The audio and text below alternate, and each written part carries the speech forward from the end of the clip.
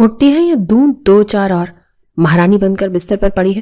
زرینہ کی کرخت اور چبھتی ہوئی آواز کمرے کے خاموش اور گھٹن زدہ ماحول میں گونجی۔ صبح کا اجالا ابھی بمشکل کھڑکی سے اندر داخل ہوا تھا، لیکن اس عورت کے غصے نے پورے گھر کا سکون تباہ کر دیا تھا۔ ماہا بخار سے تپتے وجود کے ساتھ بمشکل بستر سے اٹھنے کی کوشش کر رہی تھی۔ اس کی آنکھوں سے گرم آنسو بہہ کر زرد گالوں کو بھگو رہے تھے۔ اس کا سر شدت درد سے پھٹتا جا رہا تھا۔ ماں جی، مجھ سے اٹھا نہیں جا رہا، میرے پورے جسم میں شدید درد ہے، رات بھر مجھے بخار رہا ہے۔ ماہا نے کانپتی اور کمزور آواز میں ہاتھ جوڑ کر التجا کی۔ بکواس بند کر اپنی، کام چور کہیں گی۔ تیرا باپ وہاں عیاشیاں کر رہا ہے اور تو یہاں میرے سر پر بوجھ بنی ہوئی ہے۔ اٹھ اور جا کر ناشتہ بنا۔ زرینہ نے بے دردی سے ماہا کو بازو سے پکڑ کر جھنجھوڑا اور ایک زوردار تھپڑ اس کے پیلے پڑتے رخسار پر رسید کیا۔ تھپڑ کی شدت سے ماہا توازن برقرار نہ رکھ سکی اور سیدھا بستر پر گر پڑی۔ اس کا 10 سالہ بھائی زین جو خوف سے کونے میں دبکا بیٹھا تھا، روتا ہوا دوڑ کر اپنی بہن سے لپٹ گیا۔ میری آپی کو مت مارے، وہ بہت بیمار ہے، ہم نے کل رات سے کچھ کھایا بھی نہیں ہے، انہیں بخار ہے۔ زین نے سسکیوں کے درمیان التجا کرتے ہوئے اپنی ننھی باہوں کا حصار ماہا کے گرد باندھ لیا تھا۔ تم دونوں بہن بھائیوں کا روز کا یہی ڈرامہ ہے۔ آج رات کا کھانا بھی بند ہے تم دونوں کا، بھوکے مرو گے تو خود ہی کام کرنے کی عقل ٹھکانے آ جائے گی۔ اگر آج تو کالج نہ گئی تو یاد رکھنا، اس لڑکے کی ٹانگیں توڑ دوں گی۔ زرینہ نے انتہائی صفاقی سے اعلان کیا اور پاؤں پٹکتی ہوئی کمرے سے باہر نکل گئی۔ دروازہ اس زور سے بند ہوا کہ دیواریں تک کانپ اٹھی تھیں۔ ماہا نے بے بسی سے زین کو سینے سے لگا لیا۔ ان کا باپ بیرون ملک مقیم تھا اور اسے کچھ خبر نہیں تھی کہ پیچھے اس کے بچوں پر کیا قیامت گزر رہی ہے۔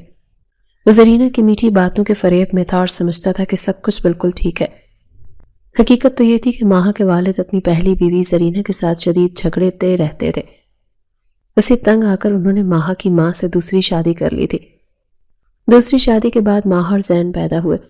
زین کے پیدا ہونے کے کچھ عرصے بعد ہی ماہا کی حقیقی ماں وفات پا گئی۔ تب زرینہ نے اپنے شوہر کی نظروں میں نیک اور عظیم بننے کے لیے ان دونوں بچوں کو اپنے پاس رکھنے کا اعلان کر دیا۔ شوہر سمجھا کہ زرینہ کا دل صاف ہو گیا ہے، لیکن دراصل یہ زرینہ کا ایک خوفناک بدلہ تھا جو وہ دوسری بیوی کے معصوم بچوں سے ان کی زندگی عذاب بنا کر لے رہی تھی۔ اگلی صبح ماہا کی حالت مزید خراب ہو چکی تھی، مگر زرینہ نے زبردستی اسے بستر سے کھینچ لیا۔ چپ چاپ کالج دفع ہو جا، گھر میں بیٹھ کر مفت کی روٹیاں توڑنے کی کوئی ضرورت نہیں۔ میں نے تمہارے پرنسپل کو فیس اس لیے نہیں دی کہ تم یہاں خراٹے لو۔ زرینہ نے دروازے کی طرف اشارہ کرتے ہوئے غصے سے پھنکارتے ہوئے حکم دیا۔ مجھ سے چلا نہیں جا رہا ماں جی، مجھے ایک دن کی چھٹی کرنے دے، میں سارا دن گھر کا کام کر لوں گی۔ ماہا نے دیوار کا سہارا لیتے ہوئے ٹوٹے ہوئے لہجے میں منت کی۔ میں نے کہا دفع ہو جاؤ، ورنہ زین کا اسکول بھی بند کروا دوں گی اور اسے کسی ورک شاپ پر مزدوری کے لیے بٹھا دوں گی۔ زرینہ نے اس کی سب سے بڑی دکھتی رگ پر ہاتھ رکھا۔ زین ماہا کی جان تھا اور وہ اس کے مستقبل سے کوئی سمجھوتا نہیں کر سکتی تھی۔ ماہا نے خاموشی سے اپنا بوسیدہ سا بیگ کاندھے پر لٹکایا اور بوجھل قدموں کے ساتھ گھر سے باہر نکل گئی۔ سرکاری کالج کا راستہ پیدل طے کرنا اس کی مجبوری تھا۔ سڑک پر چلتے ہوئے اس کا سر شدت سے چکرا رہا تھا۔ ارد گرد چلتی گاڑیاں اور لوگ اسے گھومتے ہوئے محسوس ہو رہے تھے۔ دھوپ کی تماست اس کے کمزور جسم کو مزید نڈھال کر رہی تھی۔ اس سے پہلے کہ وہ سڑک پار کرتی اس کی آنکھوں کے سامنے مکمل اندھیرا چھا گیا اور وہ بے ہوش ہو کر فٹ پاتھ کے کنارے گر پڑی۔ اسی لمحے ایک تیز رفتار پولیس موبائل بریک کی خوفناک چڑچڑاہٹ کے ساتھ بالکل اس کے قریب آ کر رکی۔ ایس پی شہریار تیزی سے گاڑی کا دروازہ کھول کر باہر نکلا۔ اس کی تیز اور باروب نگاہوں نے زمین پر بے سود پڑی لڑکی کا سرسری جائزہ لیا تھا۔ اس کی وردی اور روبدار شخصیت کو دیکھ کر ارد گرد جمع ہونے والا ہجوم خود بخود پیچھے ہٹ گیا۔ اسے کیا ہوا؟ سب پیچھے ہٹے اور اسے ہوا لگنے دے۔ شہریار نے ہجوم کو پیچھے دھکیلتے ہوئے سخت اور روبدار آواز میں حکم دیا۔ صاحب لگتا ہے گرمی اور کمزوری سے چکرا کر گر گئی ہے بیچاری، اس کے چہرے پر تو خون کا قطرہ بھی نہیں۔ ایک راہگیر نے دبے ہوئے لہجے میں جواب دیا۔ پانی کی بوتل لاؤ جلدی اور گاڑی کو ایسی تیز کرو۔ شہریار نے اپنی ماتحت کانسٹیبل کو انتہائی سخت لہجے میں ہدایت دی۔ کانسٹیبل نے فوراً پانی لا کر دیا۔ شہریار نے پانی اپنے ہاتھوں میں لے کر ماہا کے چہرے پر چھینٹے مارے۔ ماہا نے ایک ہلکی سی آہ بھری اور بمشکل آنکھیں کھولی۔ اس کا چہرہ زرد پڑ چکا تھا اور ہونٹ خشک تھے۔ اس کی آنکھوں میں شدید وحشت اور خوف تھا۔ کیا حالت بنا رکھی ہے اپنی؟ چلو اٹھو، میں رکشہ کروا دیتا ہوں، سیدھا گھر جا کر آرام کرو۔ کالج جانے کی ضرورت نہیں ہے، شہریار نے اسے کھڑا ہونے میں مدد دیتے ہوئے اسپاٹ مگر حکم دینے والے انداز میں کہا۔ نہیں، مجھے کالج جانا ہے ورنہ وہ مجھے ماریں گی، وہ زین کو مزدوری پر لگا دیں گی۔ ماہا نے حواس بحال ہوتے خوفزدہ لہجے میں بڑبڑانا شروع کر دیا۔ اس کا ذہن ابھی تک زرینہ کی دھمکیوں میں الجھا ہوا تھا۔ اس حالت میں تم کہیں نہیں جا سکتے۔ کانسٹیبل، ایک رکشہ روکو۔ شہریار نے اس کی بات کو نظر انداز کرتے ہوئے حتمی فیصلہ سنایا۔ وہ کسی کی بحث سننے کا عادی نہیں تھا۔ اس نے سڑک سے گزرتا ایک رکشہ روکا اور ماہا کو اس میں بٹھا کر کرایہ ڈرائیور کے ہاتھ میں تھما دیا۔ اس بچی کو سیدھا اس کے گھر اتارنا ہے، راستے میں کہیں نہیں رکنا۔ اگر کوئی شکایت ملی تو یاد رکھنا تمہارا رکشہ بند کروا دوں گا اور تمہیں حوالات کی ہوا کھانی پڑے گی۔ شہریار نے ڈرائیور کو سخت وارننگ دیتے ہوئے کہا، جی صاحب، آپ بے فکر رہے، میں اسے سیدھا اس کے محلے میں اتار دوں گا۔ ڈرائیور نے گھبرا کر جواب دیا تو ماہا نے تشکر بھری مگر سہمی ہوئی نظروں سے اس روبدار پولیس افسر کو دیکھا اور رکشہ آگے بڑھ گیا۔ شہریار کچھ رکشے کو دور جاتے دیکھتا رہا، پھر اپنی گاڑی میں بیٹھ گیا۔ اگلے دن کالج کے بڑے آڈیٹوریم میں فرسٹ ایڈ کی تربیت کا ایک اہم سیشن جاری تھا۔ ایس پی شہریار اپنی کڑی نگرانی میں شہر کے بہترین ڈاکٹرز کی ایک ٹیم لے کر وہاں آیا ہوا تھا۔ اس کی عقابی نظریں پورے ہال کا تفصیلی جائزہ لے رہی تھی۔ وہ ہر کام میں پرفیکشن کا قائل تھا۔ تمام طالبات کی حاضری مکمل ہے، ہم سیشن باقاعدہ شروع کر سکتے ہیں، ڈاکٹرز کی ٹیم تیار ہے۔ پرنسپل نے شہریار کے پاس آ کر مؤدبانہ انداز میں رپورٹ دی۔ مجھے وہ لڑکی اس ہال میں کہیں نظر نہیں آ رہی جو کل سڑک پر بے ہوش ملی تھی۔ اس نے مجھے بتایا تھا کہ وہ اسی کالج کی طالبہ ہے، کیا وہ آج بھی غیر حاضر ہے؟ شہریار نے تفتیشی انداز میں پرنسپل کی آنکھوں میں دیکھتے ہوئے پوچھا۔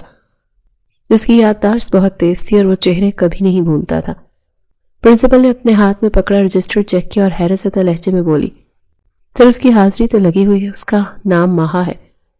گیٹ پر موجود گارڈ نے بھی اس کی انٹری کی ہے، وہ یقیناً کالج کی عمارت میں کہیں موجود ہوگی۔ اگر وہ موجود ہے تو یہاں آڈیٹوریم میں کیوں نہیں ہے؟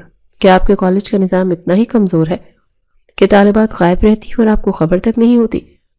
شہریار نے انتہائی تلخ اور طنزیہ لہجے میں پرنسپل کو شرمندہ کیا۔ پرنسپل کے ماتھے پر پسینہ آ گیا۔ شہریار کو فوراً کچھ گڑبڑ محسوس ہوئی۔ اس کا پولیس والا دماغ خطرے کی گھنٹی بجا رہا تھا۔ اس نے بغیر کوئی لمحہ ضائع کیے اپنے 2 مستعد اہلکاروں کو پوری عمارت چیک کرنے کا اشارہ کیا۔ ہر کلاس روم، لیبارٹری اور کوریڈور چیک کرو، مجھے وہ لڑکی 5 منٹ میں چاہیے۔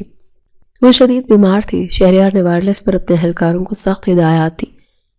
چند منٹ بعد ہی ایک اہلکار ہانپتا ہوا واپس آیا۔ سر، وہ لڑکی 2nd فلور کے ایک بند سٹور روم میں بے ہوش پڑی ہے، اس کی حالت بہت خراب لگ رہی ہے، سانس بھی اکھڑی ہوئی ہے۔ شہریار نے کسی کی پرواہ کیے بغیر اس کی طرف دوڑ لگا دی۔ کمرے کا دروازہ کھولتے اس نے دیکھا کہ ماہا ٹھنڈے فرش پر بے سدھ پڑی ہے۔ اس کی سانسیں انتہائی تیز چل رہی تھیں اور چہرہ کاغذ کی طرح سفید ہو چکا تھا۔ ایمبولینس کو کال کرو فوراً، شہریار نے پیچھے آتے ہوئے اہلکار پر دھاڑتے ہوئے کہا۔ اس نے ماہا کو فوراً اپنے مضبوط بازو میں اٹھایا اور تیزی سے سیڑھیوں اترتا اپنی گاڑی کی طرف بھاگا۔ وہ ایمبولینس کے انتظار کر کے وقت ضائع نہیں کرنا چاہتا تھا۔ راستہ صاف کرو، اسے فوراً ہسپتال لے کر جانا ہے، گاڑی تیز چلاؤ، سائرن آن کرو، شہریار نے ڈرائیور پر چیختے ہوئے کہا اور ماہا کو پچھلی سیٹ پر لٹا دیا۔ ہسپتال کے ایمرجنسی وارڈ میں پہنچ کر ڈاکٹرز نے ماہا کا فوری علاج شروع کر دیا۔ شہریار باہر کوریڈور میں کھڑا بے چینی سے ٹہل رہا تھا۔ اسے خود حیرت ہو رہی تھی کہ وہ ایک بالکل انجان لڑکی کی جان بچانے کے لیے اس قدر پریشان کیوں ہو رہا ہے۔ وہ تو ہمیشہ جذبات سے آ رہی ایک سخت گیر افسر رہا تھا۔ ڈاکٹرز کی حالت کیسے؟ کیا خطرے کی کوئی بات ہے؟ میں نے اسے کل بھی بے ہوش پایا تھا۔ شہریار نے باہر نکلنے والے ڈاکٹر کو روکتے ہوئے انتہائی سنجیدگی سے پوچھا۔ سر، ان پر شدید ذہنی اور جسمانی دباؤ ہے، خوراک کی شدید کمی ہے جس کی وجہ سے ان کا بلڈ پریشر خطرناک حد تک گر گیا ہے۔ اگر آپ انہیں بروقت نہ لاتے تو یہ کوما میں بھی جا سکتی تھی۔ ہم نے ڈرپ لگا دی ہے لیکن انہیں مکمل آرام اور اچھی خوراک کی ضرورت ہے، ڈاکٹر نے تفصیل بتاتے ہوئے تشویش کا اظہار کیا۔ اس کا مطلب ہے اسے گھر میں کھانا نہیں دیا جاتا اور ذہنی تشدد کا نشانہ بنایا جاتا ہے۔ ٹھیک ہے، آپ اپنا کام رکھیں، میں اس کے بل پے کر دیتا ہوں، شہریار نے سوچتے ہوئے زیر لب کہا اور اس کی مٹھیاں غصے سے بھیج گئی۔ اسی وقت گھر کے اندر زرینہ فون پر ماہا کے باپ سے باتیں کر رہی تھی۔ اس کی آواز میں زہر اور مکارانہ پن گھلا ہوا تھا۔ میں آپ کی لاڈلی بیٹی ابھی تک کالج سے واپس نہیں آئی، محلے والے طرح طرح کی باتیں بناتے ہیں، اس کا کردار مجھے بالکل ٹھیک نہیں لگ رہا، وہ ہماری عزت مٹی میں ملا دے گی۔ آج کل کی لڑکیاں تو ویسے بھی ہاتھ سے نکلتی جا رہی ہیں۔ زرینہ نے نہایت اطمینان سے جھوٹ بولتے ہوئے باپ کے کان بھرے۔ دوسری طرف ماہا کے باپ کی انتہائی پریشان اور تھکی ہوئی آواز آئی، ایسا مت کہو زرینہ، وہ ابھی نہ سمجھ بچی ہے، تم ماں ہو اس کی، تم اس پر نظر رکھو اور اسے پیار سے سمجھاؤ۔ سختی سے معاملات اور خراب ہو جاتے ہیں۔ میں تو اسے سمجھا سمجھا کر تھک گئی ہوں، الٹا مجھے آنکھیں دکھاتی ہے، سارا دن آوارہ گردی کرتی ہے۔ میں اس گھر میں ایک عزت دار عورت بن کر رہنا چاہتی ہوں، اس کے تانے نہیں سن سکتی۔ زرینہ نے ایک اور جھوٹ بڑی ہی روانی سے بولا اور مگرمچھ کے آنسو بہانے لگی۔ تو میں کیا کروں؟ میں پردیس میں بیٹھا ہوں، یہاں سے کیا کر سکتا ہوں؟ میں تو دن رات مزدوری کر کے تم لوگوں کا پیٹ پال رہا ہوں۔ باپ نے بے بسی سے اپنے حالات کا رونا رویا۔ میں تو کہتی ہوں زین کو بھی اس مہنگے اور بڑے اسکول سے ہٹا لے، وہ کون سا پڑھائی پہ دھیان دیتا ہے، نالائق ہے بالکل۔ ماہا اسے بھی مکمل گمراہ کر دے گی اور وہ بھی آوارہ ہو جائے گا۔ ہم اسے کسی چھوٹی موٹی دکان پر بٹھا دیتے ہیں۔ زرینہ نے اپنا اصل وار کیا تاکہ ان بچوں کی زندگی مزید تنگ کر سکے اور سارا پیسہ اپنے استعمال میں لا سکے۔ ٹھیک ہے، تم جیسا مناسب سمجھو ویسا ہی کر لو، مجھے مزید پریشان مت کرو۔ میں کل ہی پیسے بھیج دوں گا، تم اس کا بندوبست کر لو۔ باپ نے تھک ہار کر ہتھیار ڈال دیے۔ زرینہ کے چہرے پر ایک شیطانی مسکراہٹ ابھر آئی۔ کچھ گھنٹوں بعد جب ماہا کو مکمل ہوش آئے تو اس نے اپنے سرہانے وردی میں ملبوس اس پولیس افسر کو کھڑے دیکھا۔ ڈرپ ختم ہو چکی تھی اور نرس اس کے ہاتھ سے سوئی نکال رہی تھی۔ وہ گھبرا کر بستر پر اٹھنے لگی۔ آرام سے لیٹی رہو، ڈرنے کی کوئی ضرورت نہیں ہے، میں ایس پی شہریار ہوں، تم ابھی بھی ہوش میں آئی ہو۔ اس نے قدرے نرم مگر مضبوط لہجے میں ماہا کو تسلی دی۔ مجھے ابھی گھر جانا ہے، میری ماں بہت غصہ ہوں گی اور مجھے بہت ماریں گی۔ ٹائم کیا ہوا ہے؟ زین گھر پر اکیلا ہوگا؟ ماہا کی آواز میں پنہاں شدید خوف اور بے بسی واضح محسوس ہو رہی تھی۔ اس نے گھبرا کر چاروں طرف دیکھا۔ تمہاری طبیعت ٹھیک نہیں ہے، تم ابھی گھر نہیں جا سکتی، ڈاکٹر نے تمہیں آرام کا کہا ہے۔ شہریار نے اسے روکنے کی کوشش کرتے ہوئے حتمی انداز میں کہا، آپ نہیں جانتے وہ کیسی ہے، وہ میرے بھائی کو ماریں گی، مجھے جانے دے، پلیز مجھے جانے دے۔ ماہا روحانسی ہو گئی اور اس نے بستر سے نیچے اترنے کی کوشش کی۔ اس کے آنسو چھلک پڑے۔ میں تمہیں خود حفاظت سے چھوڑاؤں گا، پہلے یہ دوائیاں پکڑو، یہ تمہارے 1 ہفتے کا کورس ہے۔ شہریار نے میڈیکل سٹور کا ایک بھرا ہوا شاپر اس کی طرف بڑھایا۔ ماہا نے کانپتے ہاتھوں سے وہ شاپر پکڑا اور جلدی سے دوائیاں نکال کر اپنے کالج بیگ کے خفیہ خانے میں چھپا لی۔ وہ مسلسل دروازے کی طرف دیکھ رہی تھی جیسے کوئی شکاری اس کا پیچھا کر رہا ہو۔ تم یہ دوائیاں اس طرح سے چوروں کی طرح کیوں چھپا رہی ہو؟ کیا تم کوئی جرم کر رہی ہو؟ شہریار نے ماتھے پر بل ڈالتے ہوئے الجھن اور تفتیشی انداز میں پوچھا۔ اگر میری سوتیلی ماں کی نظر پڑ گئی تو وہ مجھ سے چھین کر باسکٹ میں پھینک دیں گی۔ وہ مجھے کبھی دوائی نہیں کھانے دیتی، وہ کہتی ہے میں ان کے پیسوں پر عیش کر رہی ہوں۔ ماہا نے نظریں جھکا کر گلگیر آواز میں سچائی بیان کر دی۔ شہریار کا جبڑا غصے کی شدت سے بھیج گیا، اس کی مٹھیاں کس گئی۔ وہ خاموشی سے اسے لے کر اسپتال سے نکلا اور اس کے بتائے ہوئے پتے پر گاڑی روک دی۔ تم جاؤ اندر، اگر اس نے تمہیں کچھ کہا تو مجھے ضرور بتانا، یہ میرا کارڈ ہے، اور اپنا خیال رکھو۔ شہریار نے اپنا وزٹنگ کارڈ اس کی طرف بڑھاتے ہوئے 2 ٹوک الفاظ میں کہا۔ ماہا جلدی سے گاڑی سے اتری اور بنا پیچھے دیکھے گھر کے اندر چلی گئی۔ شہریار دیر تک اس خستہ حال دروازے کو گھورتا رہا۔ اس کے اندر ایک عجیب سی بے چینی تھی۔ اگلی صبح ماہا نے فیصلہ کیا کہ وہ زین کو خود پیدل اسکول چھوڑنے جائے گی تاکہ زرینہ کو کوئی اور بہانہ تراشنے کا موقع نہ ملے۔ وہ زین کا ہاتھ مضبوطی سے پکڑے اسکول کے بڑے گیٹ پر پہنچی۔ آپ ہی مجھے بہت بھوک لگی، ہم نے رات کو بھی کچھ نہیں کھایا، میرے تو پیٹ میں درد ہو رہا ہے۔ زین نے اپنا پیٹ پکڑتے ہوئے معصومیت سے ماہا کی طرف دیکھا۔ تھوڑا صبر کر لو میرے بچے، میں واپسی پر تمہارے لیے کچھ لے آؤں گی، بس چھٹی کے ٹائم تک ہمت کر لو۔ ماہا نے اپنے آنسو چھپاتے ہوئے اسے تسلی دی اور اس کے ماتھے کو چوما۔ اتفاق سے اسی وقت ایک شاندار سیاہ گاڑی وہاں آ کر رکی جس میں سے ایس پی شہریار ایک چھوٹی سی پیاری بچی باہر نکلے۔ شہریار کی عقابی نظر ماہا پر پڑی تو اس کے قدم وہیں رک گئے۔ وہ اپنی بھتیجی کے سر پر پیار دے کر اسے اسکول کے اندر بھیجنے کے بعد سیدھا ماہا کی طرف بڑھا۔ تمہاری طبیعت کیسی ہے اب؟ تم پیدل کیوں آئی ہو؟ تمہیں تو آرام کرنا چاہیے۔ شہریار نے اپنی مخصوص سنجیدگی اور روبدار انداز میں تفتیش کی۔ میں اب بہت بہتر ہوں، آپ کا بہت شکریہ، آپ نے میری مدد کی، ورنہ کل کچھ بھی ہو سکتا تھا، بس بھائی کو چھوڑنے آئی تھی۔ ماہا نے نظریں جھکائے ہوئے انتہائی نرمی اور شائستگی سے جواب دیا۔ یہ میرا فرض تھا، لیکن یاد رکھو اگر تمہیں کوئی بھی پریشانی ہو یا کوئی تنگ کرے تو تم بلا جھجک مجھے بتا سکتی ہو، تم تنہا نہیں ہو۔ شہریار کے سخت لہجے میں آج ایک عجیب سی ہمدردی اور اپنائیت تھی جو ماہا کو بہت بھلی لگی۔ ماہا کے سوکھے لبوں پر ایک ہلکی سی دلکش مسکراہٹ ابھری۔ اسے طویل عرصے کے بعد کسی نے اتنے مان اور فکر سے پوچھا تھا۔ وہ اس بات میں سر ہلا کر وہاں سے واپسی کے لیے چل پڑی۔ شہریار دیر تک اسے جاتے ہوئے دیکھتا رہا۔ اس کے ذہن میں اس لڑکی کی معصومیت اور خوفزدہ آنکھیں بری طرح سے نقش ہو گئی تھی۔ کالج کی چھٹی کے بعد دوپہر کی تیز دھوپ سڑکوں پر آگ برسا رہی تھی۔ ماہا تھکے ہوئے قدموں سے بس اسٹاپ کی طرف بڑھ رہی تھی کہ اچانک اس کی نظر سڑک کنارے کھڑے ایک مشکوک شخص پر پڑی۔ وہ بار بار مڑ کر ادھر ادھر دیکھ رہا تھا اور اس نے ایک بھاری کالا بیگ سینے سے لگا رکھا تھا۔ اس کی گھبراہٹ ماہا کے ذہن میں خطرے کی گھنٹی بجا گئی۔ یہ شخص ضرور کوئی گڑبڑ کرنے والا ہے۔ اس کا انداز کسی عام راہگیر جیسا نہیں تھا اور یہ بیگ بھی مشکوک ہے۔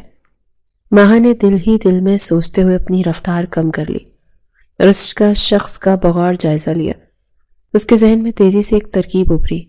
بچاؤ مجھے، بچاؤ اس درندے سے، یہ مجھے ہراساں کر رہا ہے، پکڑو اسے۔ ماہا نے اچانک اپنی پوری طاقت سے چیخنا شروع کر دیا اور روتے ہوئے اس شخص کی طرف اشارہ کیا۔ اس کی آواز سن کر ارد گرد سے لوگ دوڑ پڑے اور لمحوں میں ایک ہجوم نے اس شخص کو گھیرے میں لے لیا۔ اسی دوران معمول کے گشت پر نکلی ہوئی ایک پولیس موبائل وہاں کر رکی۔ کیا مسئلہ ہے یہاں؟ سب پیچھے ہٹیں اور راستہ چھوڑیں۔ ایس پی شہریار اپنی مخصوص کڑکدار آواز کے ساتھ ہجوم کو چیرتا ہوا آگے آیا۔ اس کے روب سے لوگ خود بخود پیچھے ہٹ گئے۔ صاحب، اس نے اس بچی کو چھیڑا ہے، اسے حوالات میں بند کرے۔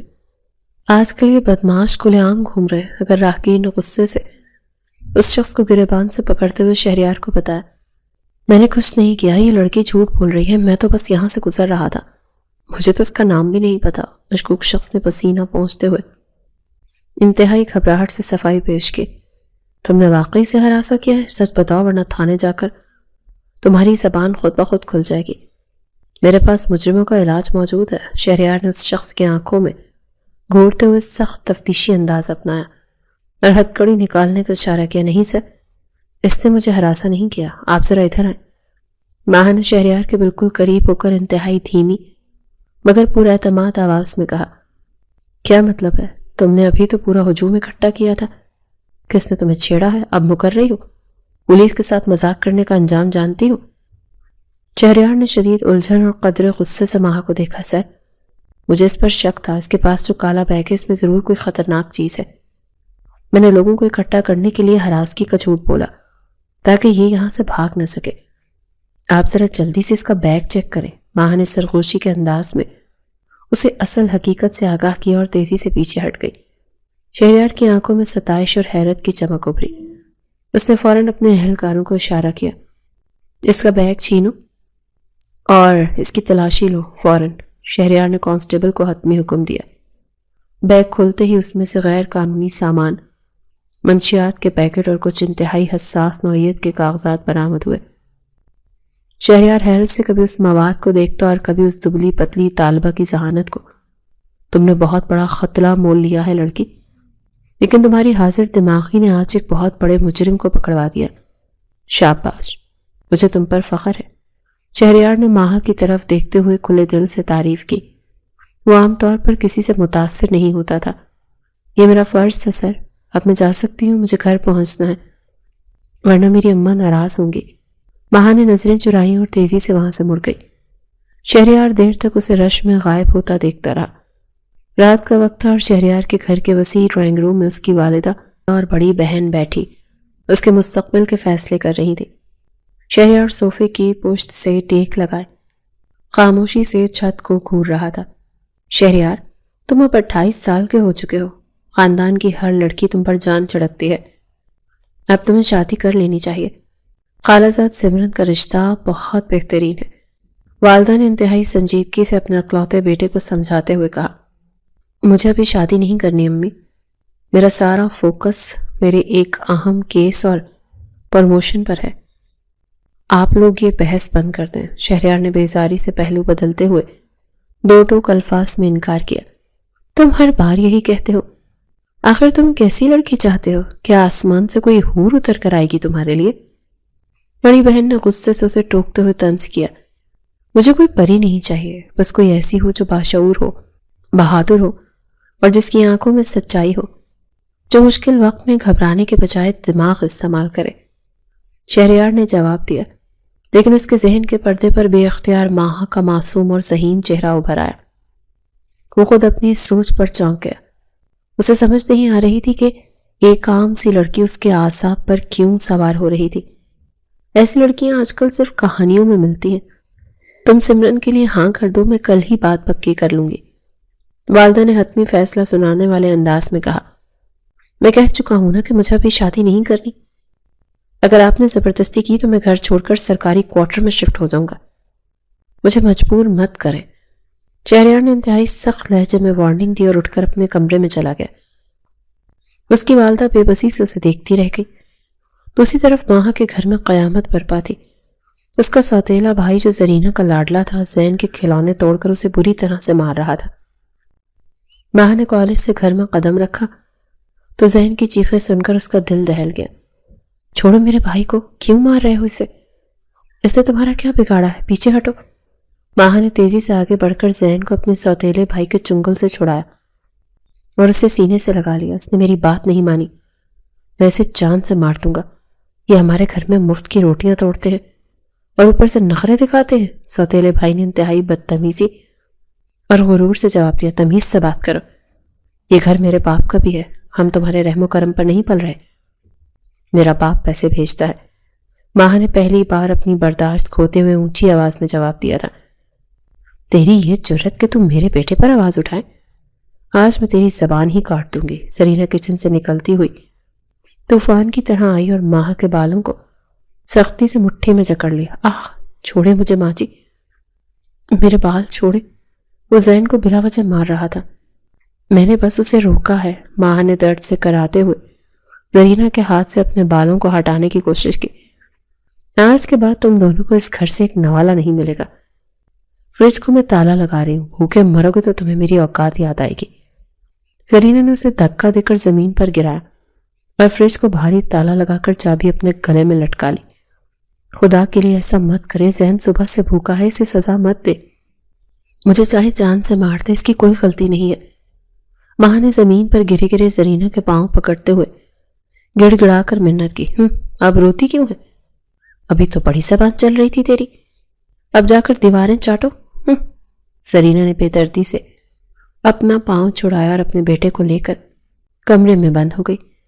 پورا ایک دن اور ایک رات گزر گئی۔ زین بھوک کی شدت سے نڈھال ہو کر فرش پر پڑا تھا، اس کے ہونٹ سوکھ کر پپڑیاں بن چکے تھے۔ ماہا کی اپنی حالت بھی غیر تھی، لیکن اسے اپنی بھوک سے زیادہ بھائی کی حالت تڑپا رہی تھی۔ آپ ہی مجھے کچھ کھانے کو دے دیں، میرے پیٹ میں بہت درد ہو رہا ہے، میں مر جاؤں گا، آپ ہی مجھے بچا لے۔ زین نے کمزور سی آواز میں روتے ہوئے ماہا کا ہاتھ پکڑا۔ نہیں میرے بچے، ایسا نہیں کہتے، میں ابھی تمہارے لیے کچھ لے کر آتی ہوں، تم بس تھوڑی سی ہمت اور کر لو۔ ہمت نہیں ہارتے، ماہا نے اپنے آنسو صاف کرتے ہوئے انتہائی مضبوطی سے اسے تسلی دی۔ اس نے فیصلہ کر لیا تھا کہ وہ زین کو یوں تڑپ تڑپ کر مرنے نہیں دے گی۔ وہ اسے سہارا دے کر اٹھایا اور گھر کے پچھلے دروازے سے چپکے سے باہر نکل آئی۔ سڑکوں پر شام کا اندھیرا چھا رہا تھا، اس کے پاس 1 روپیہ بھی نہیں تھا، وہ بس اندھا دھند چل رہی تھی، شاید کوئی خدا کا ترس کھا کر انہیں کچھ کھانے کو دے دے۔ شہریار ایک پوش علاقے میں واقع شاندار ریسٹورنٹ میں ایس پی شہریار اپنے محکمے کے خاص افسران کے ساتھ موجود تھا۔ آج اس کی پروموشن کی خوشی میں ایک شاندار پارٹی چل رہی تھی۔ سر، آپ کی اس ترقی پر ہم سب کو بہت فخر ہے، آپ نے ہمیشہ ایمانداری اور بہادری سے ڈیوٹی کی ہے، محکمہ آپ کی قدر کرتا ہے۔ ایک جونیئر افسر نے شہریار کی طرف جوس کا گلاس بڑھاتے ہوئے عقیدت سے کہا، یہ سب محنت اور اصولوں کا نتیجہ ہے، میں کبھی اپنے کام اور وردی سے غداری نہیں کر سکتا، میرا مقصد صرف انصاف ہے۔ شہریار نے گلاس پکڑتے ہوئے اپنے مخصوص پر اعتماد اور کھرے انداز میں جواب دیا۔ جب اس کی موبائل کی اسکرین پر ایک اہم کال جگمگائی، یہ اس کے انٹیلیجنس سورس کی کال تھی۔ مجھے معاف کرنا، میں یہ کال سن کر ابھی آیا، تم لوگ کھانا شروع کرو۔ شہریار نے اپنا لیدر کا قیمتی والٹ نکالا اور کریڈٹ کارڈز نکال کر ویٹر کو دینے کے بعد والٹ غلطی سے اسی خالی میز پر رکھ دیا۔ بات کرتے ہوئے ریسٹورنٹ کے باہر لان کی طرف نکل آیا۔ اس والٹ میں پیسے کم تھے، وہ انتہائی اہم خفیہ USB موجود تھی۔ جس میں ملک کے غداروں کے نام تھے۔ اسی وقت ماہا زین کا ہاتھ پکڑے بھٹکتے ہوئے اس ریسٹورنٹ کے کھلے دروازے کے قریب پہنچی۔ اس کی نظر کھانے کی تلاش میں تھی کہ اچانک اس کی نظر اس خالی میز پر پڑے چمڑے کے موٹے والیٹ پر پڑی۔ اس کے اندر کا انسان کانپ اٹھا، اس نے کبھی چوری نہیں کی تھی، لیکن زین کی ایک اور سسکی نے اس کے سارے اصول اور تربیت توڑ دی۔ بس اسی میں سے چند روپے نکال لوں گی تاکہ زین کو کھانا کھلا سکوں، میں بعد میں واپس کر دوں گی، اللہ جی مجھے معاف کر دیجیے گا، میری نیت بری نہیں۔ ماہا نے دل میں خوف اور مجبوری کی جنگ لڑتے ہوئے کانپتے ہاتھوں سے وہ والیٹ اٹھایا۔ چلو زین، جلدی چلو یہاں سے۔ ماہا نے والیٹ مٹھی میں بھینچا اور زین کا ہاتھ کھینچ کر تیزی سے بھاگ کھڑی ہوئی۔ شہریار کال ختم کر کے واپس پلٹا تو اس کی نظر اپنے میز پر پڑی جہاں والیٹ موجود نہیں تھا۔ اس نے تیزی سے ادھر ادھر دیکھا۔ ریسٹورنٹ کے شیشے والے دروازے سے اسے ایک لڑکی تیزی سے بھاگتی ہوئی دکھائی دی۔ میرا والیٹ پکڑو اسے، وہ لڑکی میرا والیٹ لے کر بھاگ رہی ہے، چاروں طرف سے گھیرا ڈالو۔ شہریار کی دھاڑ سے پورا ریسٹورنٹ گونج اٹھا۔ اس کی آنکھوں میں خون اترا۔ اس والیٹ میں اس کے مہینوں کی محنت قید تھی۔ اس نے کسی کا انتظار کیے بغیر خود ہی دروازے کی طرف دوڑ لگا دی۔ ماہا نے پیچھے مڑ کر دیکھا تو ایک قداور شخص کو اپنے پیچھے بھاگتے دیکھا۔ اس کی جان نکل گئی۔ وہ تیزی سے ساتھ والی اندھیری گلی میں مڑ گئی اور زین کو لے کر کوڑے دان کے ایک بڑے ڈھیر کے پیچھے دبک کر بیٹھ گئی۔ سیاہ رات کی تاریکی میں کوڑے دان کے بدبودار آڑ کے پیچھے چھپی ماہا کا دل سینے کی پسلیاں توڑ کر باہر آنے کو بےتاب تھا۔ اس نے زین کا منہ اپنے دوپٹے سے سختی سے دبا رکھا تھا تاکہ اس کے رونے کی ذرا سی بھی آواز باہر نہ نکل سکے۔ چند قدم کے فاصلے پر ایس پی شہریار کے بھاری جوتوں کی آہٹ اور اس کی غضبناک آواز گونج رہی تھی۔ اسے ڈھونڈو، زمین آسمان ایک کر دو، لیکن وہ لڑکی اور میرا والیٹ مجھے ہر حال میں چاہیے، میں تم سب کی وردیاں اتروا دوں گا۔ شہریار کی دھاڑ سے پوری گلی لرز اٹھی۔ اس کی مٹھیاں غصے سے بھیجی ہوئی تھی اور آنکھوں میں خون اتر آیا تھا۔ ماہا خوف سے کانپتی ہوئی پتھر کی مورت بنی بیٹھی رہی۔ تھوڑی دیر بعد پولیس والوں کے قدموں کی آواز دور ہوتی گئی۔ ماہا نے سکھ کا سانس لیا اور والیٹ کھول کر دیکھا۔ اس میں موجود ہزار کے نوٹ دیکھ کر اس کی آنکھیں حیرت سے پھیل گئی۔ اس نے جلدی سے 2000 روپے نکالے اور بقیہ والیٹ اپنے بیگ کے سب سے نچلے حصے میں چھپا لیا۔ وہ جانتی تھی کہ یہ چوری ہے، لیکن زین کی بھوک اسے اندھا کر چکی تھی۔ چلو زین، جلدی اٹھو، میں تمہیں کھانا کھلاتی ہوں، اب کوئی ہمیں نہیں پکڑے گا۔ ماہا نے زین کا ہاتھ پکڑا اور اسے ایک سستے سے ڈھابے پر لے جا کر پیٹ بھر کر روٹی اور دال کھلائی۔ زین کے چہرے پر آنے والی رونق دیکھ کر ماہا کو اپنا جرم چھوٹا لگنے لگا۔ کھانا کھانے کے بعد وہ دونوں بہن بھائی دبے پاؤں گھر کے پچھلے دروازے سے اندر داخل ہوئے اور اپنے کمرے میں جا کر سو گئے۔ دوسری طرف تھانے کا ماحول میدان جنگ کا منظر پیش کر رہا تھا۔ شہریار اپنے آفس میں شیر کی طرح چکر کاٹ رہا تھا۔ اس کا غصہ آسمان کو چھو رہا تھا۔ اس کے ماتھے پر پسینے کی بوندیں چمک رہی تھی۔ سر، ہم نے پورے علاقے کی ناکہ بندی کر دی ہے۔ ریسٹورنٹ کے آس پاس کی تمام گلیاں چھان ماری، وہ لڑکی کہیں نہیں ملی۔ ایک انسپیکٹر نے کانپتے ہوئے شہریار کے سامنے رپورٹ پیش کی۔ تمہاری ناکہ بندی کا میں اچار ڈالوں گا؟ تمہیں اندازہ بھی ہے کہ اس والیٹ میں میری زندگی بھر کی کمائی نہیں بلکہ ایک ایسی USB ہے جو ملک کے غداروں کو بے نقاب کر سکتی ہے۔ اگر وہ USB ان کے ہاتھ لگ گئی تو میرا سارا مشن تباہ ہو جائے گا۔ مجھے وہ لڑکی ہر قیمت پر چاہیے۔ شہریار نے اپنی میز پر زوردار مکہ مارتے ہوئے سارا غصہ اپنے انسپیکٹر پر اتار دیا۔ وہ جانتا تھا کہ وقت تیزی سے گزر رہا ہے اور وہ حساس معلومات کسی بھی غلط ہاتھ میں جا سکتی تھی۔ 2 دن اسی اذیت اور تفتیش میں گزر گئے۔ شہریار کی نیندیں حرام ہو چکی تھی۔ وہ اپنے سورسز کے ذریعے اس لڑکی کا سراغ لگانے کی کوشش کر رہا تھا۔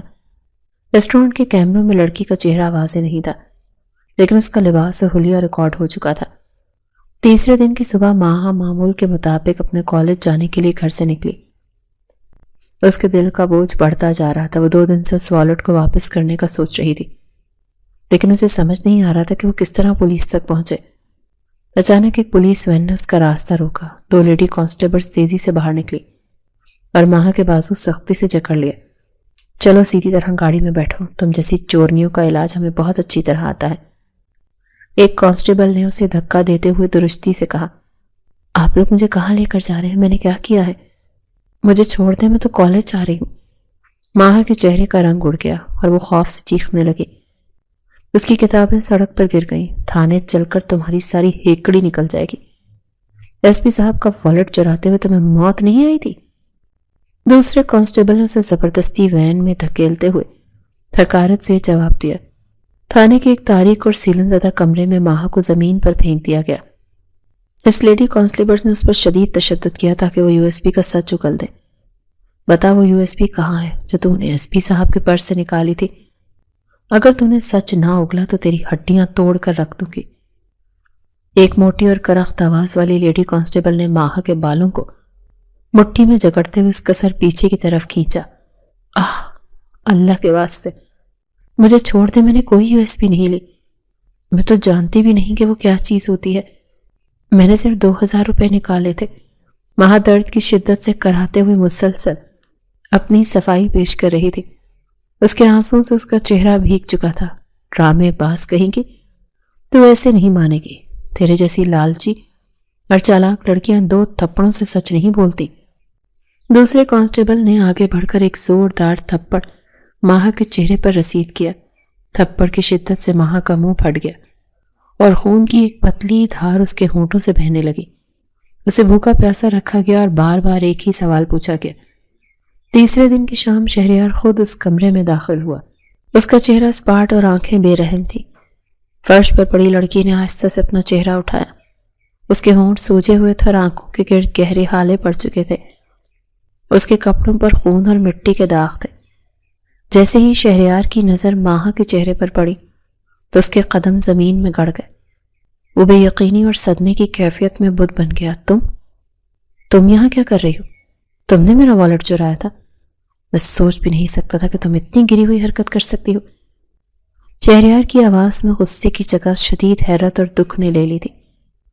وہ سوچ بھی نہیں سکتا تھا کہ یہ وہی معصوم اور بہادر لڑکی ہے جس نے 2 دن پہلے ایک مجرم کو پکڑوایا تھا. سر مجھے معاف کر دے، میں چور نہیں ہوں. میری سوتیلی ماں نے ہمیں 2 دن سے کھانا نہیں دیا تھا. زین بھوک سے مر رہا تھا. میں نے والیٹ میں سے صرف 2000 روپے نکالے تاکہ اسے کھانا کھلا سکوں. مجھ سے میرے بھائی کی تڑپ دیکھی نہیں گئی. ماں نے شہریار کو دیکھتے ہی پھوٹ پھوٹ کر رونا شروع کر دیا. اس کی آواز میں اتنی سچائی اور درد تھا کہ شہریار کا دل کٹ کر رہ گیا. وہ ایک سخت گیر افسر تھا لیکن ماہا کی حالت دیکھ کر اس کے اندر کا انسان جاگ اٹھا. تمہاری مجبوری اپنی جگہ، لیکن تم نے میرا والیٹ کیوں چرایا؟ تمہیں اندازہ ہے تم نے کتنا بڑا جرم کیا ہے؟ اس والیٹ میں میری ایک انتہائی اہم یو ایس پی تھی. بتاؤ وہ کہاں ہے؟ اگر وہ غلط ہاتھوں میں چلی گئی تو پورا شہر تباہ ہو سکتا ہے. شہریار نے خود پر قابو پاتے ہوئے قدرے نرم لیکن تفتیشی لہجے میں پوچھا. وہ ماہا کی آنکھوں میں سچائی تلاش کر رہا تھا. سر، جب میں نے وہ والیٹ کھولا تو اس میں آپ کا شناختی کارڈ تھا. آپ کی تصویر دیکھ کر میں ڈر گئی کہ میں نے آپ کا ہی والیٹ چرا لیا جس نے میری اتنی مدد کی تھی. میں بہت شرمندہ تھی. میں نے اگلی ہی صبح وہ والیٹ اسی تھانے کے باہر ایک بینچ پہ رکھ دیا تھا. میں نے اسے کھول کر بھی نہیں دیکھا کہ اس میں اور کیا ہے. مجھے کسی یو ایس پی کا کوئی علم نہیں ہے. میں سچ کہہ رہی ہوں. ماہا نے اپنے آنسو صاف کرتے ہوئے پوری سچائی شہریار کے سامنے رکھ دی. اس کی کانپتی ہوئی آواز اور سوجی ہوئی آنکھیں گواہی دے رہی تھی کہ وہ جھوٹ نہیں بول رہی. شہریار کو ایک جھٹکا لگا. اگر ماہا نے والیٹ تھانے کے باہر رکھا تھا تو وہ کہاں گیا؟ اس کا مطلب تھا کہ کوئی اور اس والیٹ کو اٹھا چکا تھا. اس کا دماغ تیزی سے کام کرنے لگا. اس نے فوراً لیڈی کانسٹیبلز کو باہر جانے کا اشارہ کیا. تمہیں ایسا نہیں کرنا چاہیے تھا. مجبوری چوری کا جواز نہیں بن سکتی. تم مجھ سے مدد مانگ سکتی تھی، لیکن میں جانتا ہوں کہ تم جھوٹ نہیں بول رہی. میں تمہیں رہا کر رہا ہوں. شہریار نے گہرا سانس لیتے ہوئے ماہا کے ماتھے سے بکھرے بال پیچھے ہٹائے اور اسے کھڑا ہونے میں مدد دی. بہت شکریہ سر، میں آپ کے پیسے کی پائی پائی کر کے لوٹا دوں گی. مجھے بس اپنے گھر جانے دیں. زین میرا انتظار کر رہا ہوگا. ماہا نے تشکر بھری نظروں سے اسے دیکھا اور لڑکھڑاتے قدموں سے باہر کی طرف چل پڑی. شہریار دیر تک اس کے زخمی وجود کو دور تک جاتے دیکھتا رہا. اس کے اندر ایک عجیب سی بے چینی تھی. اس نے ایک بے گناہ لڑکی کو 2 دن تک اذیت میں رکھا. یہ احساس اسے اندر سے کھا رہا تھا. جب ماہا اپنے محلے میں پہنچی تو اس کی سوتیلی ماں زرینہ دروازے پر کھڑی پورے محلے کو اکٹھا کیے ہوئے تھی. ماہا کی حالت دیکھ کر زرینہ کی آنکھوں میں شیطانی چمک ابھری. اسے ماہا سے جان چھڑانے کا بہترین موقع مل گیا تھا. آ گئی منہ کالا کروا کر، 2 دن راتیں گھر سے باہر گزار کر اب کس منہ سے یہاں واپس آئی ہے؟ میں تو پہلے ہی کہتی تھی یہ لڑکی ٹھیک نہیں ہے، اس کا چال چلن خراب ہے۔ زرینہ نے پورے محلے کے سامنے چلا چلا کر ماں کے کردار پر کیچڑ اچھالنا شروع کر دیا۔ محلے کی عورتیں بھی سرگوشیاں کرنے لگی۔ ماں جی خدا را ایسا مت کہے، مجھے پولیس والوں نے پکڑ لیا تھا، ایک غلط فہمی ہو گئی تھی، میں بے گناہ ہوں، مجھے گھر جانے دے، میری حالت دیکھے، میں کھڑی بھی نہیں ہو پا رہی۔ ماں نے ہاتھ جوڑ کر منت کی، لیکن زرینہ کا دل تو پتھر کا تھا۔ خبردار جو اس گھر میں قدم رکھا تو نے میرے خاندان کی عزت مٹی میں ملا دی۔ ارے تیرا باپ پردیس میں خون پسینہ ایک کر رہا ہے اور تو یہاں گلچھرے اڑا رہی ہے۔ میں تجھے اس گھر میں نہیں رکھ سکتی، نکل جا یہاں سے۔ زرینہ نے ماں کو زوردار دھکا دیا جس سے وہ سڑک پر گر پڑی، اس کے گھٹنوں سے خون رسنے لگا۔ نکل جا یہاں سے، زرینہ نے ماں کو زوردار دھکا دیا۔ آپی مجھے بھی آپی کے پاس جانا ہے، مجھے بھی آپی کے پاس جانے دے۔ زین روتا وہ گھر سے باہر نکلا اور ماں سے لپٹ گیا۔ اس نے اپنی چھوٹی سی باہوں میں ماں کو سمیٹنے کی کوشش کی۔ زرینہ نے تیزی سے آگے بڑھ کر گھر کا باہری دروازہ زور سے بند کر دیا اور اندر سے کنڈی لگا دی۔ ماں بے بسی سے اس بند دروازے کو دیکھتی رہی۔ اس کا اپنا ہی گھر اس کے لیے بند ہو چکا تھا اور اس کے پاس نہ پیسے تھے اور نہ کوئی ٹھکانہ۔ رات کا اندھیرا پھیل رہا تھا اور سردی بڑھ رہی تھی۔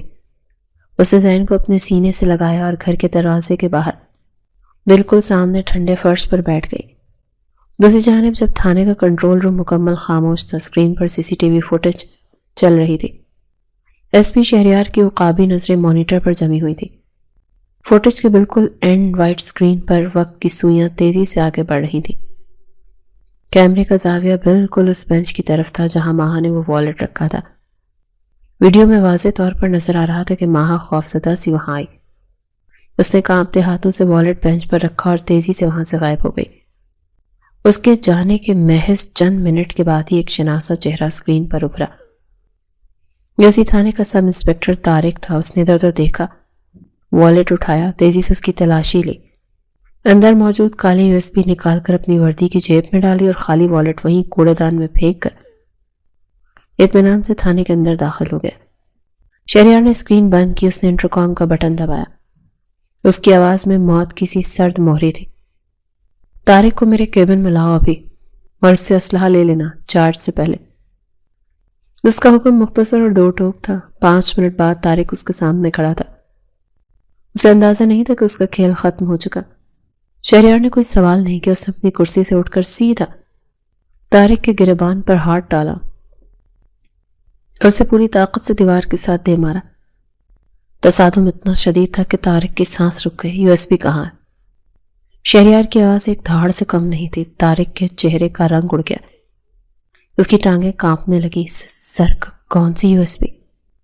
مجھے نہیں معلوم۔ شہریار نے اپنا دوسرا ہاتھ اس کی گردن پر رکھا اور دباؤ بڑھا دیا۔ میرے پاس وقت نہیں ہے طارق، اسکرین پر تیری چوری ریکارڈ ہو چکی ہے۔ اگر وہ USB سلامت نہیں ملی تو میں تیری کھال کھنچوا کر اسی تھانے کے باہر لٹکا دوں گا۔ نکال اسے۔ طارق نے ہانپتے ہوئے کانپتے ہاتھوں سے اپنی جیب سے USB نکال کر میز پر رکھ دی۔ اس کا سارا غرور اور مکاری خاک میں مل چکی تھی۔ شہریار نے اپنے اہلکاروں کو اشارہ کیا، طارق کو اسی وقت ہتھکڑیاں لگا دی جائیں۔ غدار محکمے سے ذلت کے ساتھ فارغ ہو چکا تھا۔ شہریار نے اپنی زندگی کی سب سے اہم چیز واپس پالی۔ مشن محفوظ تھا، لیکن اس کا دماغ اس بے گناہ لڑکی کی طرف اچھل گیا جسے اس نے 2 دن بلا وجہ اذیت میں رکھا۔ شہریار نے فوری طور پر فائل سے ماہا کا ایڈریس نکلوایا اور اپنی پرائیویٹ گاڑی اس کے محلے کی طرف موڑ دی۔ رات کا اندھیرا گہرا ہو چکا تھا، سردی کی شدت میں اضافہ ہو رہا تھا۔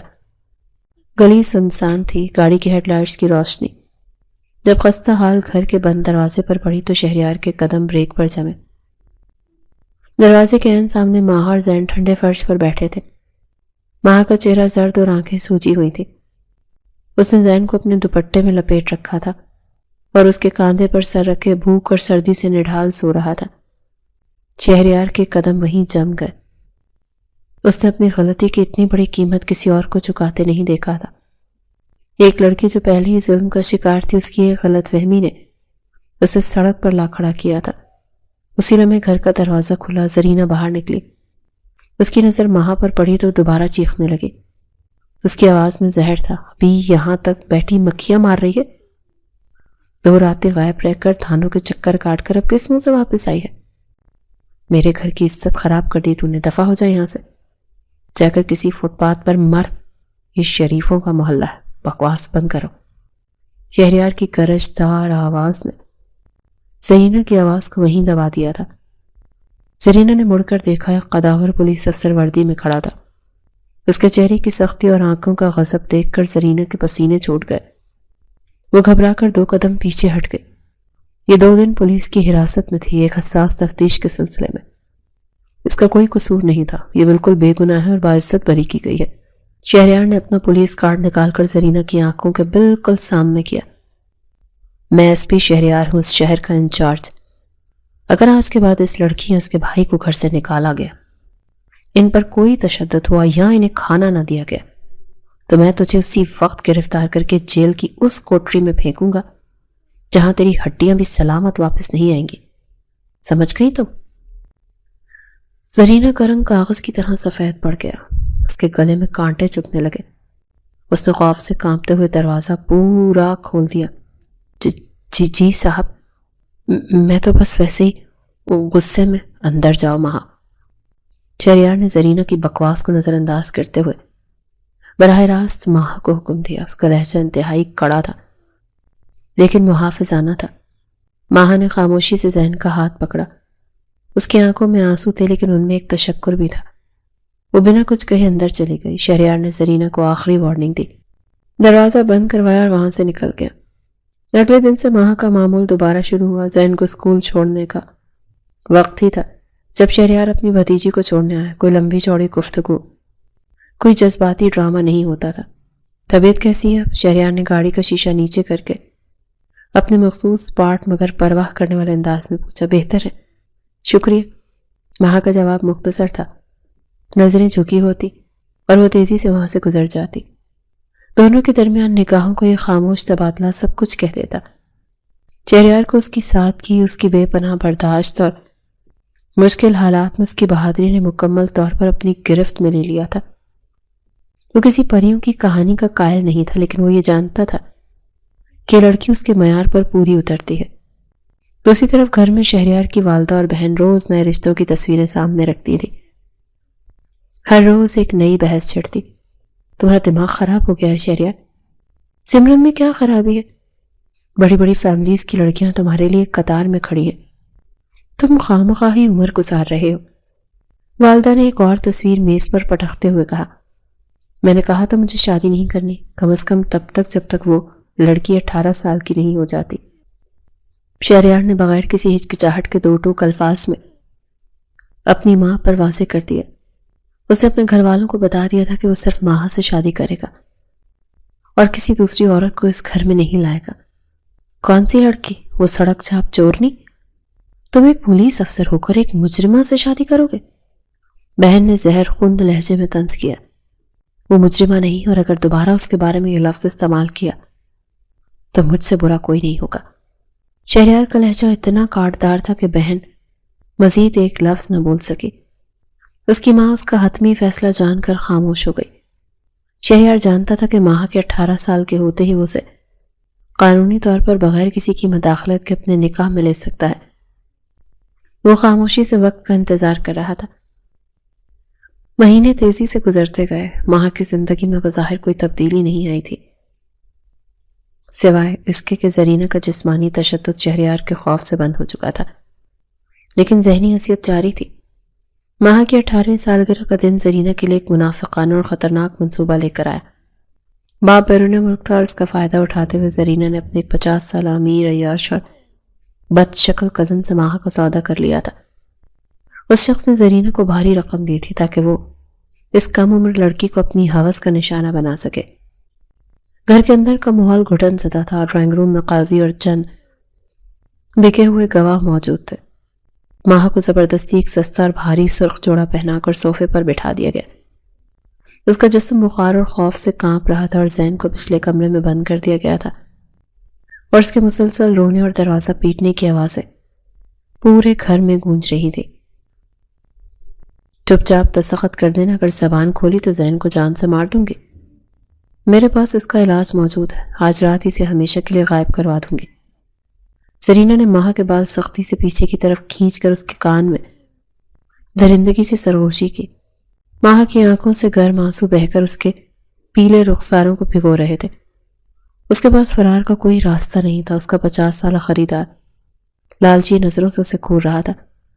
قاضی نے گلا صاف کیا اور نکاح نامہ آگے بڑھایا تو اچانک گھر کا بیرونی دروازہ ایک زوردار اور خوفناک ٹھوکر سے کھلا۔ لکڑی کا پرانا دروازہ اپنی چوکھٹ سے اکھڑ کر زمین پر گرا۔ ایس پی شہریار بھاری پولیس نفری کے ساتھ طوفان کی طرح اندر داخل ہوا۔ اس کے چہرے پر ایسا غضبناک غصہ تھا کہ کمرے میں موجود ہر شخص کی سانس حلق میں اٹک گئی تھی۔ اس کا ہاتھ اپنی سروس پسٹل پر تھا۔ یہ نکاح نہیں ہوگا، سب اپنی جگہ پر رک جائیں۔ شہریار نے 2 ٹوک اور گرجدار الفاظ میں اعلان کیا۔ زرینہ کا 50 سالہ کزن گھبرا کر کھڑا ہوا۔ اس کے چہرے کی ہوائیاں اڑ رہی تھی۔ تم کون؟ ہم شریف لوگ ہیں، اپنے گھر کی بیٹی کا نکاح کروا رہے ہیں۔ پولیس کا یہاں کیا کام؟ تمہاری شرافت تو ابھی میں تھانے میں الٹا لٹکا کر نکالتا ہوں، بھٹے درندے۔ شہریار نے اپنے اہلکاروں کو اشارہ کیا، جیسے ان جعلی گواہوں کو اور اس عورت زرینہ کو گرفتار کرو۔ زبردستی اور پیسوں کے عوض نکاح کروانے اور انسانی اسمگلنگ کا جرم ہے، ان سب پر پرچہ کاٹو۔ پولیس نے لمحوں میں ان سب کو ہتھکڑیاں لگا دی۔ زرینہ خوف سے چیختی ہوئی زمین پر گر پڑی۔ اس کی ساری اکڑ ختم ہو چکی تھی۔ شہریار نے قاضی کو روکا۔ آپ یہی رکیں، آپ کا کام ابھی باقی ہے۔ وہ ماہا کے پاس آیا۔ ماہا خوف اور حیرت اور صدمے کے ملے جلے تاثرات کے ساتھ اسے دیکھ رہی تھی۔ اس کی سانسیں اکھڑی ہوئی تھی۔ میں تم سے نکاح کرنا چاہتا ہوں، تمہاری مکمل رضامندی سے۔ میں تمہیں اس جہنم میں مزید ایک پل نہیں چھوڑ سکتا۔ تم اب 18 سال کی ہو، قانون تمہیں اپنا فیصلہ خود کرنے کا حق دیتا ہے۔ کیا تمہیں یہ رشتہ قبول ہے؟ شہریار کی آواز میں کوئی غیر ضروری جذباتیت، کوئی رومانوی ڈرامہ نہیں تھا، صرف ایک ٹھوس اور اٹل فیصلہ اور تحفظ کی ضمانت تھی۔ ماہا نے اس کی سچی اور مضبوط آنکھوں میں دیکھا۔ اس شخص نے ہر بار اسے موت کے منہ سے نکالا تھا۔ اس نے آنسوں کے درمیان بنا کسی ہچکچاہٹ کے اس بات میں سر ہلا دیا۔ قاضی نے وہیں کھڑے کھڑے ایس پی شہریار اور ماہا کا نکاح پڑھوا دیا۔ دستخط ہوتے ہی شہریار نے تیزی سے قدم پیچھے بڑھائے اور پچھلے کمرے کا تالا توڑ کر زین کو باہر نکالا۔